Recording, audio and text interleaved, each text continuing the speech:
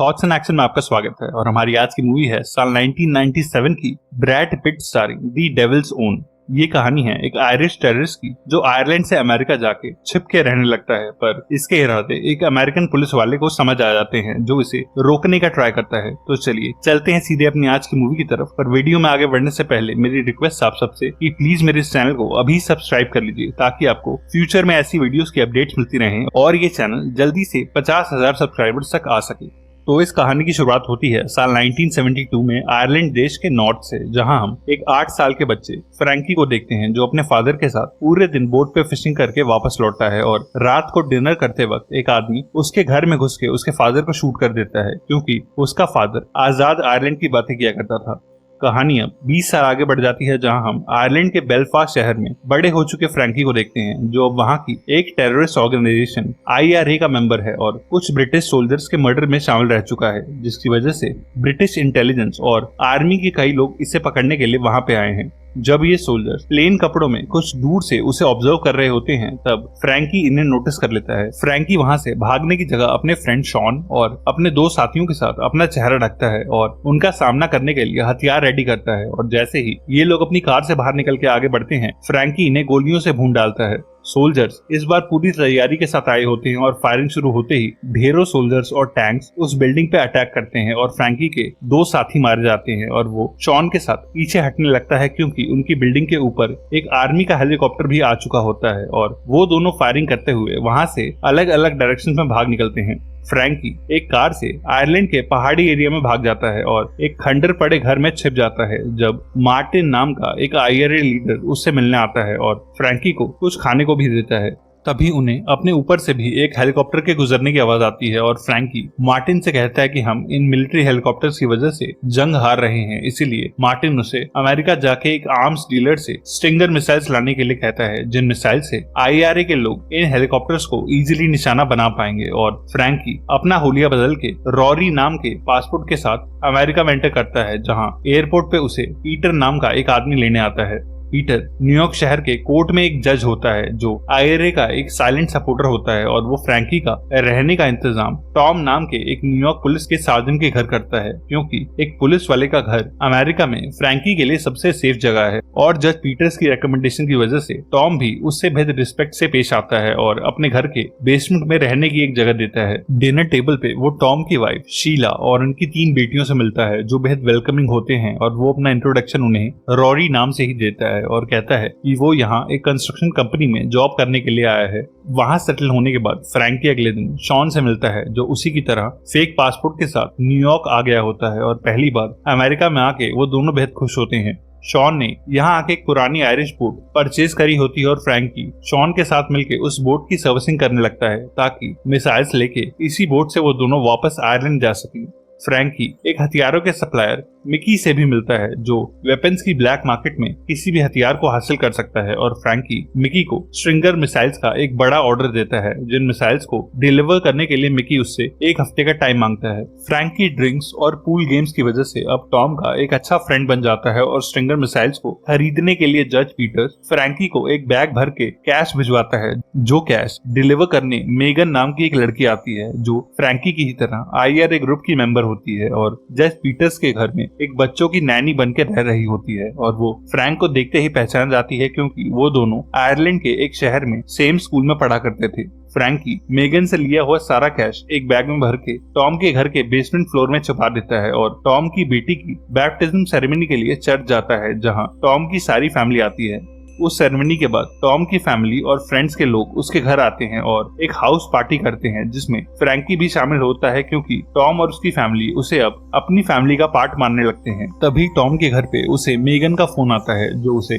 मिलने के लिए एक म्यूजियम में बुलाती है और कहती है कि आयरलैंड में ब्रिटिश फोर्सेस ने उनके लीडर मार्टिन को मार दिया है, जिस न्यूज से जज पीटर समेत IRA के सभी मेंबर्स अभी डरे हुए हैं, इसलिए उसे इस मिसाइल्स की डील को कुछ दिनों के लिए पोस्टपोन करना होगा। फ्रैंकी मिकी के पास जाके उससे मिलता है और कहता है कि उन्हें इस डील को कुछ दिनों के लिए होल्ड पे रखना होगा और मिकी उसे याद दिलाता है कि स्ट्रिंगर मिसाइल्स कोई मामूली हथियार नहीं है और सिर्फ उसके कहने पर मिकी ने उन मिसाइल्स का लाखों डॉलर्स का ऑर्डर दिया था जो अब आ चुकी हैं और अगर फ्रैंकी ने वो नहीं खरीदी तो उसका सारा पैसा और मेहनत वेस्ट हो जाएगी। और फ्रैंकी उसे यकीन दिलाता है कि वो बिना मिसाइल्स लिए यहाँ से वापस नहीं जाने वाला, इसीलिए वो कुछ दिनों के बाद पैसे देके मिसाइल्स को जरूर कलेक्ट कर लेगा। फ्रैंकी अब मेगन से अक्सर मिलने लगता है और वो दोनों जल्द ही एक रिलेशनशिप में आ जाते हैं, जिसके लिए शॉन उन दोनों की एक क्लोज फोटोग्राफ भी क्लिक करके उन्हें चिढ़ाता है और फ्रैंकी वो फोटो अपने पास मेमोरीज के लिए रख लेता है। अगले दिन पेट्रोलिंग करते वक्त टॉम और उसका पार्टनर एडी एक चोर को नोटिस करते हैं जो उन्हें देख के भागने लगता है। उस चोर के पास एक गन भी होती है और टॉम के कहने पर वो अपनी गन फेंक देता है, पर एडी उस चोर को पीछे से शूट कर देता है और एडी की गलती को कवर करने के लिए टॉम अपने सीनियर ऑफिसर को झूठ कह देता है कि उस चोर ने एडी पे हमला किया था, इसलिए एडी ने उसे शूट किया।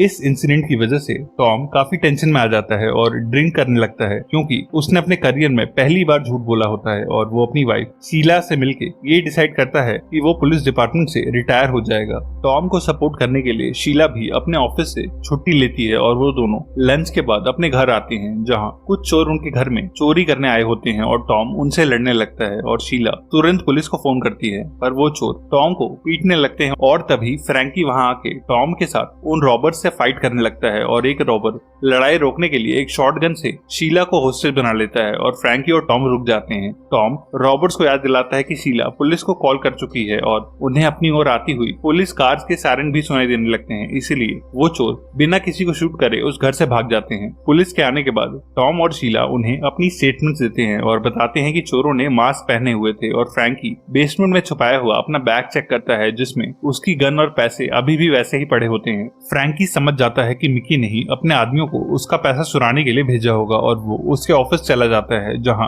मिकी के आदमियों के मुंह पे अपने और टॉम के मारे हुए पंचेस के निशान देख के ये क्लियर हो जाता है कि यही लोग कुछ देर पहले टॉम के घर रॉबर्ट्स बन के आए थे और फ्रैंकी उनमें से एक आदमी के पैर में गोली मारता है और मिकी को वार्न करता है कि वो बिना मिसाइल्स के उसे कभी पैसे नहीं देने वाला। मिकी उसे कहता है कि वो ये हथियारों की डील जल्द से जल्द करना चाहता है और वो फ्रैंकी को लेके अपने ऑफिस के बाहर जाता है जहां उसकी कार की डिग्गी में शॉन इंजर्ड हालत में बंद होता है और वो मिकी से कहता है कि अगर आज रात तक उसने सारे पैसे देके अपनी ऑर्डर करी हुई मिसाइल्स कलेक्ट नहीं करी तो वो शॉन को मार देंगे और मिकी और उसके आदमी फ्रैंकी को पीट के वहां से चले जाते हैं। उधर अपने घर में टॉम रियलाइज करता है कि उसके घर में से कोई भी कीमती सामान मिसिंग नहीं है और वो रॉबर्ट्स उसके घर के बेसमेंट में कुछ ढूंढ रहे थे जहाँ रॉरी रहता है और थोड़ा सर्च करने पर उसे फ्लोर बोर्ड के नीचे उसका छुपाया हुआ बैग मिल जाता है जिसमें उसे ढेर सारा कैश, एक हैंडगन और रॉरी का पासपोर्ट मिलता है जिसमें उसकी और मेगन की एक फोटो भी होती है। टॉम समझ जाता है कि वो रॉबर्ट्स इसी पैसे के लिए यहाँ आए थे और रॉरी वो आदमी नहीं है जो वो दिख रहा है, इसीलिए वो अपने पार्टनर एडी को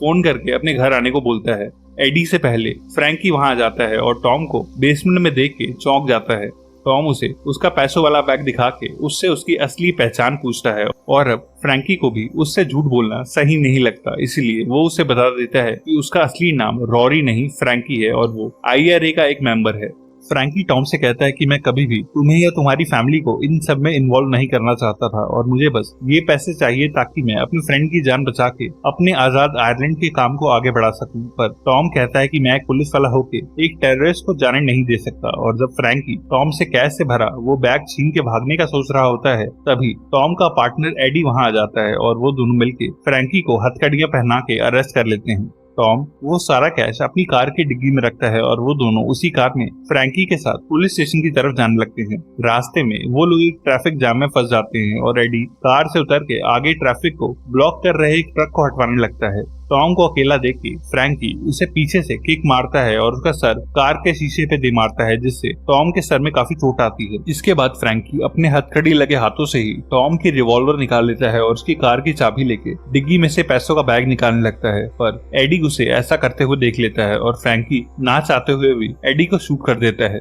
पर तभी टॉम कार से बाहर निकल के फ्रैंकी से लड़ने लगता है और पुलिस को वहां आता देख के उसे बिना पैसों के ही टॉम की रिवॉल्वर के साथ ही वहां से भागना पड़ता है। एडी को हॉस्पिटल ले जाया जाता है जहां उसकी मौत हो जाती है और वहीं पुलिस कमिश्नर के साथ साथ FBI और ब्रिटिश इंटेलिजेंस के कई बड़े ऑफिसर भी आते हैं जो टॉम को फ्रैंकी की असली पहचान बताते हैं और कहते हैं कि उसने आयरलैंड में हमारे कई ऑफिसर्स को मारा है, इसलिए हम उसे मिलते ही शूट करने वाले हैं। और हमें ये खबर मिली है कि फ्रैंकी अमेरिका में कोई बड़ी हथियारों की डील करने के लिए आया हुआ है। वो ऑफिसर्स फ्रैंकी को अपने घर में रखने के लिए टॉम पे ही शक करने लगते हैं, इसीलिए टॉम उनसे ज्यादा बात नहीं करता और अपने सीनियर को कहता है कि वो अपने घर जा रहा है। उधर रात होने पर फ्रैंकी मिसाइल्स की डील करने के लिए एक बैग लेके मिकी और उसके आदमियों के पास जाता है, जहां मिकी उसे मिसाइल से भरी एक वैन दिखाता है और उसका एक आदमी शॉन का कटा हुआ सर फ्रैंकी की तरफ फेंकता है क्योंकि वो पैसे लाने में लेट हो गया है। फ्रैंकी मिकी के उस आदमी को अपना बैग देता है, पर उस बैग में एक छोटा बॉम्ब लगा होता है और बैग को खोलते ही मिकी का वो आदमी ब्लास्ट से उड़ जाता है, जिस धमाके का फायदा उठा के फ्रैंकी मिकी के उन दो आदमियों को भी मार देता है जो उस पे